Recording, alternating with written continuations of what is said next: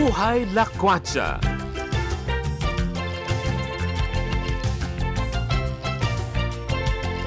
Partner A. Yes, partner. Finally. Finally, nakarating tayo dito sa may Kaibyang Oo. Tower, no? Tunnel. Tunnel, no? Dahil mula kayo ng umaga, Hmm. bumayahe tayo from Manila to anong lugar Nasugbo, ba to? nasugbo. Nasugbo, Batangas, no? At para makita natin itong Kabyang Tunnel, no? Halos inabot tayo ng 3 oras mahigit, no? Oo nga. Mabiyahe, no? Oo, tuloy-tuloy po yun ha. So medyo may kalayuan. Pero... Sulit naman. Sulit. Sulit dahil Kakaibang experience. nakita partner. natin ang the longest tunnel sa Pilipinas, no? More or less 300 meters, meters. Oo, opo. Dinarayo po ito, oh. Kita nyo naman ngayon, oh. Ang dami-daming mga private cars na nakapila. Tapos mga riders din, ang dami-dami po ngayon dito. And kasi partner, nakita natin kanina na na may mga kalapit din kasi siya mga beach na pwedeng dayuhin. Oo. So, nakita natin ngayon na, sige partner, ano pa ba ang pwede natin? Bibigyan kita ng trivia, partner. Oo, anong Alam mo trivia? ba ang bundok na to? Itong bundok na to, ang tawag dito ay Mount Palay-Palay. Ngayon na tinatawag na Mount Picoloro. Ito ang tunnel na to ang nag-uugnay, no? Sa pagitan ng Ternate, Cavite at ng Nasugbu, Batangas. Ito the longest road tunnel sa kasaysayan ng Pilipinas. Sa Pilipinas. It's about 300 meters, no? Ang layo, ang haba nito, no? Tama partner. At dahil po dyan sa tunnel na ito na ginawa sa loob ng 4 na taon. Imagine niyo yun, 4 na taon po siya bago siya nakumpleto. Yung dating 4 hours na travel, kung galing ka ng Nasugbu, Batangas, papunta ka ng Ternate, Cavite, 4 hours yan, di ba partner? Pero ngayon, 2 hours na lamang dahil dyan sa tunnel yan. binutas na Kabyang. bundok. Kaibyang. Kaibyang Tunnel. Kaibyang Tunnel. Correct. And ayan, no, talagang ang lahat po ay excited na pasukin yung tunnel. Ano bang meron doon sa tunnel? Bulto. Oo. At kanina, gusto sana namin, mamaya, pakita naman po namin yon.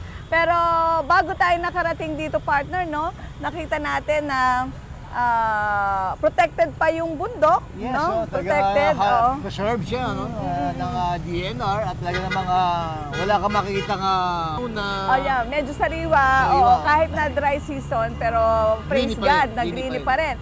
Pero ano po ha, talagang andyan yung mga signages ng DNR. Sabi, bawal kayong magkaingin, bawal kayong magkalat, bawal kayong kumuha ng mga halaman, bawal din kayong kumuha ng mga hayop. Ibig sabihin, baka may mga unggoy pa rito no? Yes. So, anyway, explore pa po namin ni Partner A kung ano pang pwede naming ma-share sa inyo para yun nga po kakaibang experience. Kahit isipin natin, tunnel lang yan, pero amazing pa rin. Kasi dinadayo. Dinadayo at napaka-importante ito sa kultura ng mga Pilipino, lalo pati ko sa Batangas at sa Cavite. Correct. Okay. So, yan po muna ha. Itutuloy namin ang paghigop ng sabaw ng buko. Tara, pasok na sa loob. Hi, Kuya! First time mo dito? Maraming beses na. Teka, anong meron dito? Bakit binabalik-balikan mo? Maganda po yung maganda po yung lugar. Bakit maganda? Ano ba sa'yo yung, i-describe mo nga ba't maganda siya? Anong nakukuha mo dyan? Siguro na kasi sobrang ganda talaga na pag yung meron dito kasi kung yung parang history. Ano na? Meron daw itong history sa yung dati. Yung kaya sila pinupuntahan. Kasi daw may nagbumulto tayo natin yan. May nagmumulto raw? Sabi nila. Napin natin mamaya. So, nakikurious ka? Oo, I see. So, saan ka pa galing? Sa QC po. Ha? Sa QC. Ha? Sa QC. Sa Quezon City pa. Di ba si Kuya? Galing pa ng QC. So, minotor mo hanggang dito? At ito yung pang ilang beses mo na? 3, 4, 5? Ha? Mga 8 beses na. O, di ba nakaka-amaze? So, thank you, Kuya. Yes po, first time. Okay, bakit? Saan po kayo galing? Marikina po, Marikina City. Marikina, nagmotor lang kayo? Yes po. Okay. So, bakit po kayo nagpunta rito? Para dyan. Para dyan lang. Yes po. Tsaka yung nature. Okay. Galing po kami dun sa kabila. I see. So, bakit mo gusto pumunta rito? Bakit nga ba? Hindi, para syempre ma-explore yung ano. Kasi doon kami sa Marikina, so dito naman, para at least makalibot-libot kapag pag may time, walang pasok. Para ibang view naman. Galing pa sila Marikina, partner. Para na makakakuha ng magandang view. Yes po. Ayan. Nagmotor din po kayo? Ito lang po yung dala. Kasi ano ito ilang oras yung bilahe? Kinuha. Pag motor? Ano po, mga 2 hours and 15 minutes ka na. Wala po sila. Oo, wala. I see. After nyo rito, saan kayo kakain? Nakakain naman sa Lolo Carlo at Lolo Claro. Masarap. Nakita rin sa vlog yun eh. Nakita rin po namin sa vlog. Thank you Okay. po. At ngayon na nakita nyo na, anong masasabi mo? Tumitindig balahibo ko ang hiingay. Ganon pala yung ano nun. Pinapaingay nila. Yeah, maganda po. Happy. Kasi sige, thank you ma'am ha, thank you. Alam mo, partner, halika, partner. Wait. Kaya pala pinapaingay kasi 'di ba yun nga para daw magising yung multo. Para daw umalis yung multo. Pero ayan po, nakaka-amaze kasi nga lahat imagine okay lang sa kanila yung mahabang travel para lang marating, makita, personal na ma-witness ito pong Kabyang Tunnel. Nag-aksaya ng oras. Actually, hindi nag-aksaya nag-google ng oras. Oo. So, ayun, banding na rin nilang Oo, partner. Ano? Kaya pala bumubusina ng ganun para gisingin ng multo. Hindi, kahit ang tulay o tunnel, Oo. pagpapasok ka dapat naka busina ka. Hindi ba Naka- alam yun? Hindi ko Kaya alam. minumulto na tayo.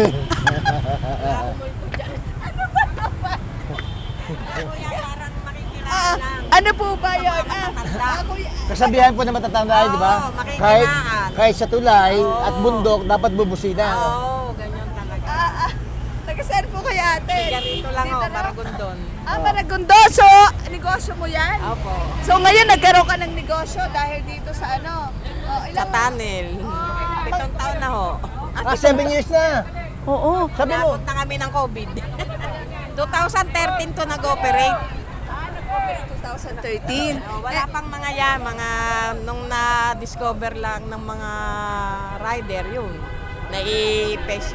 Ano na sa Facebook. Magkano yung kinikita mo dyan per day? Mula nung ano? Ano yan kahit ordinary days, meron ka rin konting income? Maski naman pambili ng bigas sa tula, meron naman hindi na si zero. I see. Thank you po ate ha. Ayan. Salamat. Wala ho dyan multo. Hindi ho totoo yun, binablog ko. Sige po.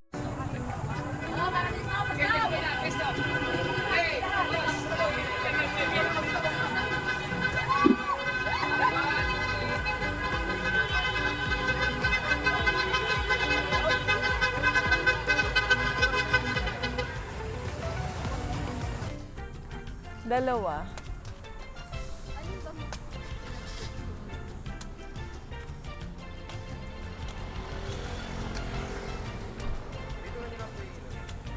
Ha? Oo. May laman konti yan. Huwag mo munang bubiyakin ha.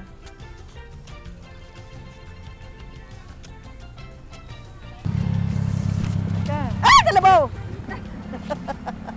Para po sa ating How to Be segment, sa tingin po ninyo, bakit dinarayo ng mga turista yung mga ganitong tunnel? partner eh, mauna ka. Okay. Kasi syempre kakaiba Tsaka ano to man-made. So parang yung curiosity, talagang ginawang tunnel siya di ba? And remember, gaano katagal yung ginugol. Kasi bundok po to and then binutas para pagtagpuin, pagkonekin yung dalawang lalawigan. Kaya nakaka-amaze, di ba? And then kung paano ginawa yun, kaya talagang sasadyain mo, hindi siya ordinary thing na makikita mo lang kung saan-saan. Kaya nagpapapicture. Yeah, oo. Mamaya pa-picture tayo, partner, ha? Ako ng partner iba. Una-una, ito hindi dadayo. Dahil history to Okay. Hindi mo na maaring hindi ka na makabalik sa lugar na to. Kaya iba nagpupunta dito para magpa-picture.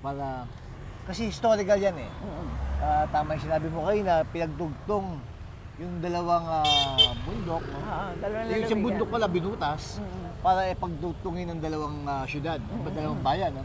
Ang Ternate Cavite at ang Nasugbu Batangas. No? Kaya talagang kahit sinong makapunta rito, dumaan dito, dapat lang magpa-picture. Dahil ako na sinabi ko, ito isang history o kaya isang ala-ala na hindi na pwedeng mawala sa ating isipan. Dagdag ko lang to. At higit sa lahat, gusto nilang malaman kung may momo. Siyempre, dinadayo rito dahil napakatamis, napakasarap ng buko Ala, juice. Oo, so syempre, ano pa sikreto natin, partner? Ano pangalan mo? Ha? ER. AR. Oh, yeah, Paano ba yan? Libre na to. Ano, di ba ito sa susunod na Sabado, ha? Ano mo? Yun. Gabait naman ni Partner, Kuya.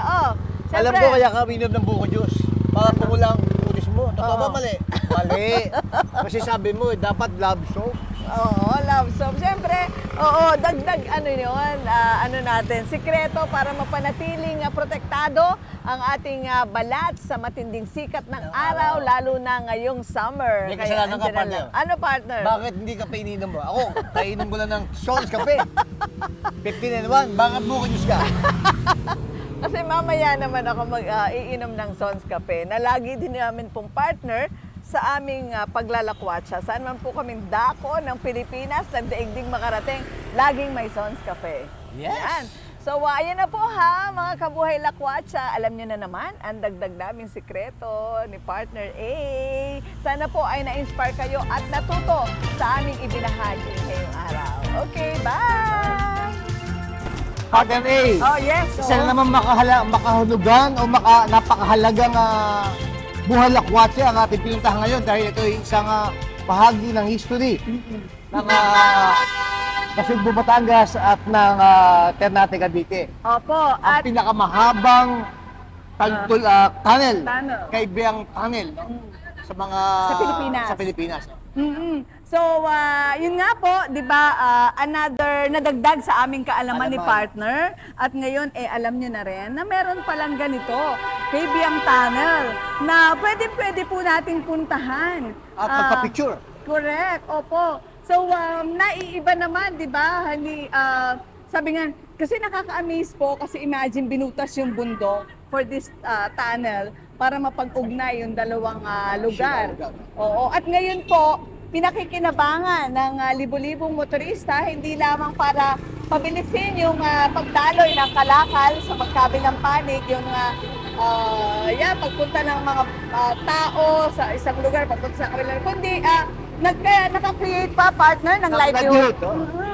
Kanina, may kausap tayo. Anong sabi ni ate? 7 years na siya rito, nagbebenta siya ng mga steers, no?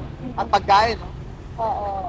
Sabi nga niya, hindi siya nasi-zero. Kaya yun po talaga kapag may isang destinasyon, may kaakibat yan na livelihood. Tapos, siyempre, malaking bagay din sa ating ekonomiya. Siyempre. Hindi pa natin nararamdaman yun. Titingnan natin, maliit lang. Pero imagine mo yun, hindi na yun problema ng lipunan. Yes. Di ba? Nakakatulong na. Meron na siyang pangkabuhayan everyday. So, pasyal po kayo dito sa Kaibiyang Tunnel. Sa ating mga listeners, televiewers mula Luzon, Visayas at Mindanao, sana mapuntahan nyo itong isa sa pinaka-dinadayo na lugar dito sa pagitan ng Nasugbu Batangas at Ternate Cavite. Ang tawag dito sa bundok na to, Mount Palay-Palay, o ngayon kinala bilang Mount Picoloro. Isang pinakamabilis na turista dahil kita mo naman yung mga nagbabike doon dahil pinupuntahan to para lang magpa-picture. Correct. So, yun po, abangan niyo po to dito sa, ito, syempre napanood nyo na yan, pero mas maganda rin na mapuntahan nyo po ng personal para magkaroon kayo ng karanasan. How to be here. Dito In the longest tunnel, Kaibiyang Tunnel. Partner, ang buhay lakwatsa talaga. Diba, we love food, no? Yes, partner. We love history Yes. at we love culture. Yes, partner. Ito yung bahagi ng kultura ng Batangas at ng Cavite. Yes, partner. Kaya sa Pilipinas po, there's a lot more to see. Love the Philippines! Po si Caloocan City Councilor Arnold Divina. Ako naman po si Good Vibes Queen, Aida Gonzalez, Aida G for short. Bye!